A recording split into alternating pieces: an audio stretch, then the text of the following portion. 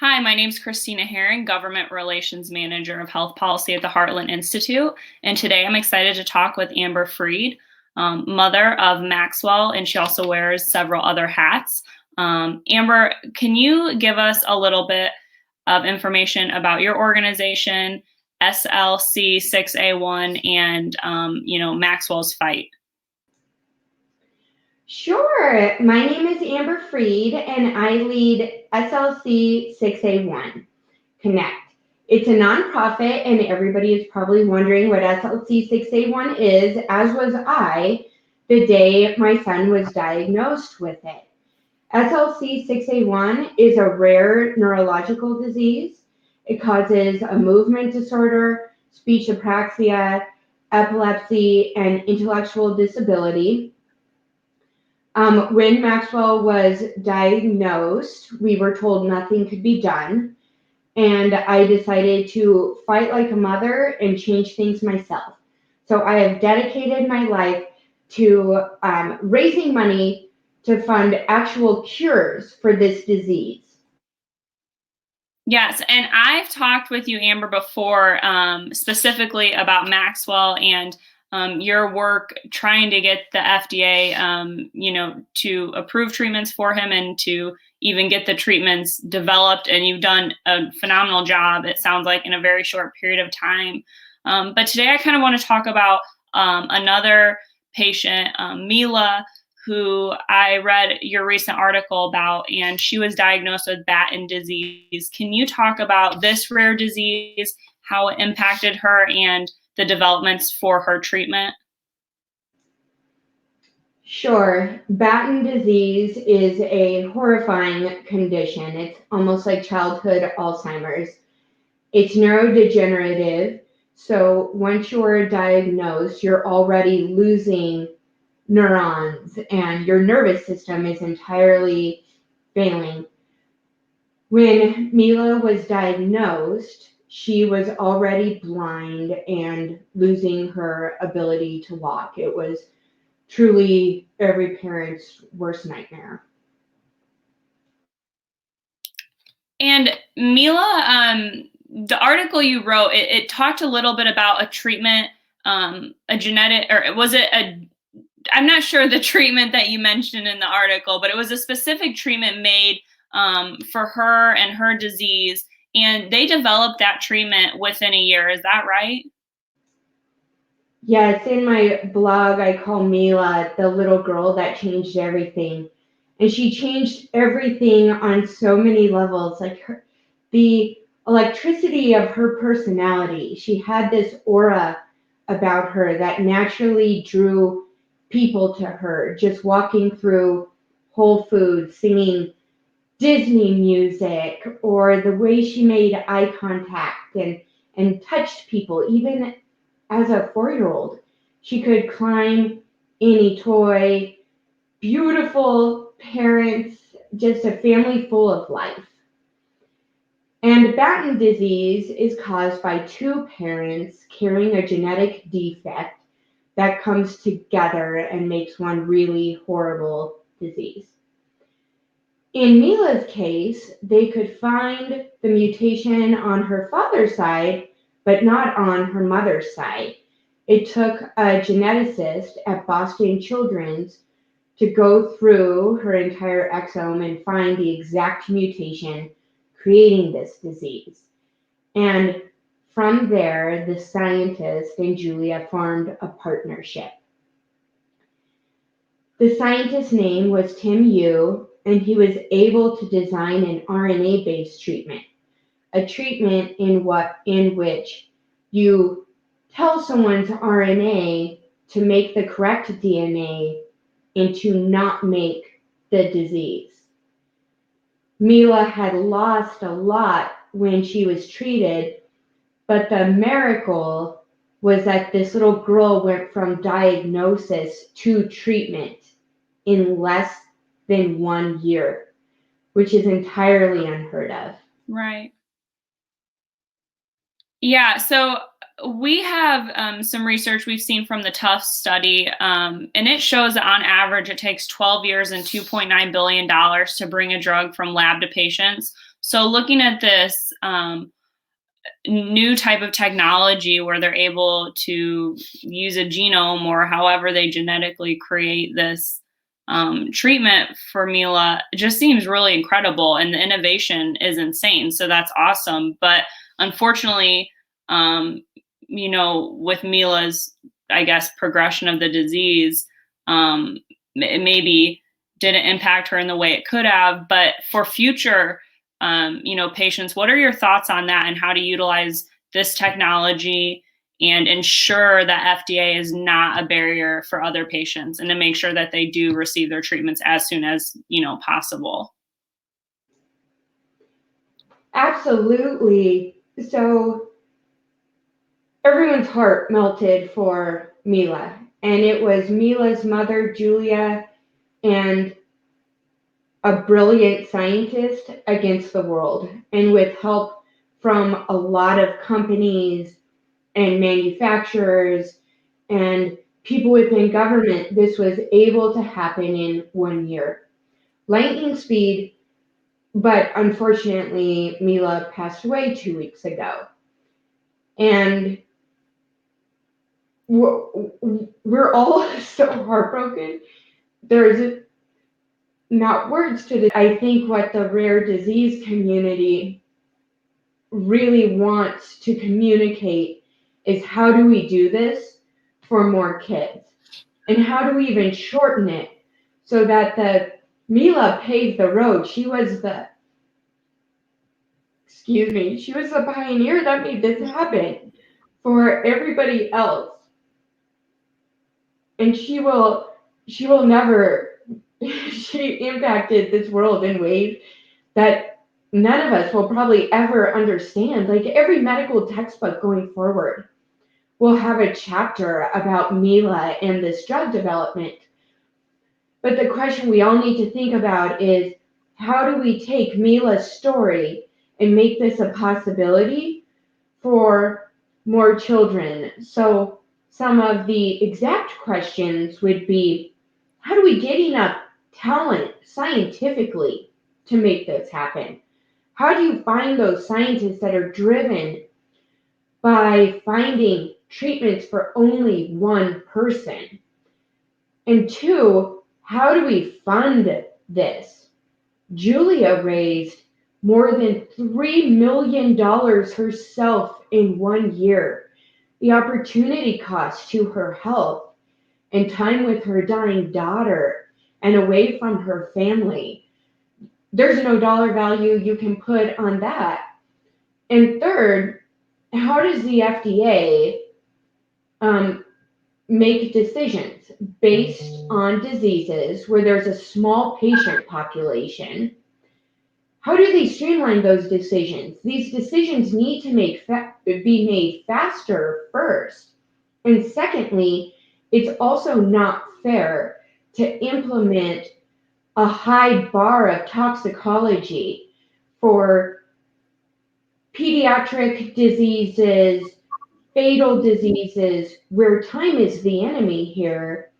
And we don't simply have the time or the money to spend 2 years doing monkey studies for a drug that's well understood. Right. Well, I think, one of the best ways that I can put it is to honor, Mila and other patients who have suffered and, unfortunately are not here today with us, is to make sure that we utilize stories like hers and, use them for change and figuring out a process that is the most effective. And I think, medicine and the healthcare community is very transformative, and things are constantly changing, and that's great because it's bringing these new technological advancements. And it sounds like in this case, this was a big, step, right? And so that's awesome. But unfortunately, we're seeing it within the ALS community right now. There's a rare disease in some capacity, at least for some of those patients. And, there's a drug out there that they would like to access, and FDA kind of gave it a thumbs down. So I think a lot of this discussion needs to be had. And I hope more stories like Mila's are shared and that we're able to utilize this to figure out a better pathway for these types of treatments. And I know some of these treatments, have had studies for 10 years prior, and then they utilize them just like we did with the COVID vaccine, for example. So I think that's really important to note is how do we continue to make sure that the U.S. is leading the charge in curing these diseases, and how do we get the experts we need? So I think your article was really good and kind of touched on a lot of these issues, and we'll link that below for people to see. But do you have any thoughts on how Mila's treatments, I don't know how that would compare to what Maxwell is battling, but is there any thoughts on how this could relate, or do you see a future for cures? I mean, what is your ideal situation, I guess, for the future of cures in America? My ideal situation is one in which patients and doctors bear the brunt of the responsibility and decision making. This is an instance where the FDA should be partnering with us. If they were able to make 10 vaccines for COVID within a year while people with rare diseases had nothing at all, certainly they can meet us halfway. And I have very strong words for Janet Wilcox, because all of those people with ALS that are slowly becoming paralyzed and dying before their patients' eyes, I'd really like to know how she felt if that were her son or daughter and a bureaucrat sitting in government was telling her she could or couldn't do something. That is not her decision. She is there to make sure things are safe, not to make choices. Yeah, well, I completely agree with you. And I think that's a really strong sentiment that I feel. And, I don't have a child that has a rare disease, and no one in my family does have a rare disease, thankfully. But, I am with you all. And, if there's, anything else that we can do to try and collaborate, or anyone out there listening wants to collaborate and has, any efforts that would parallel what Amber's group is doing or what we're doing here at the Heartland Institute with our project, Free to Choose Medicine, we'd love to work together in any capacity. Amber, do you have any other final thoughts for our audience, or any other issues that you think are going to be on the horizon, either policy issues or, personal issues with, your family's battles with Maxwell? I definitely do. It would be a dream to have any therapy for this rare disease, whether it be a personalized treatment or a treatment for the entire community. And we have actually found some drugs that can be repurposed, that can help every child with this disease. And one point I'd like to make about one of the drugs, and I'll speak about it generically, but it's an expensive drug you take every single day. And it's extremely expensive, in fact. We're holding a phase 0 trial to ensure the drug is helping our children. The company has outright donated the drug to our community. They've been incredible. They have been so helpful. I can't say enough good things about them. But meanwhile, a lot of other countries have fair drug pricing acts. And what that looks like in this instance is that the drug is not available in Canada, in many parts of Europe, because it's too expensive. So once the price comes down to a certain amount, those citizens can receive it. But until then, they need to come to America in order to be treated and participate in our clinical trial. So I think the term Fair Drug Act is really a misnomer in this case, because it should be the Drug Availability Act. That's a little bit of my soapbox to defend the US, because our drugs are expensive, and healthcare is a systemic problem throughout the world. But what I really want to highlight is that the reason we're able to have so much innovation in the US is because we have the financial environment and incentives for people to succeed. We have government buy-in. And if anybody is listening, it's mothers like me trying to move this forward. My website is www.milestonesformaxwell.org.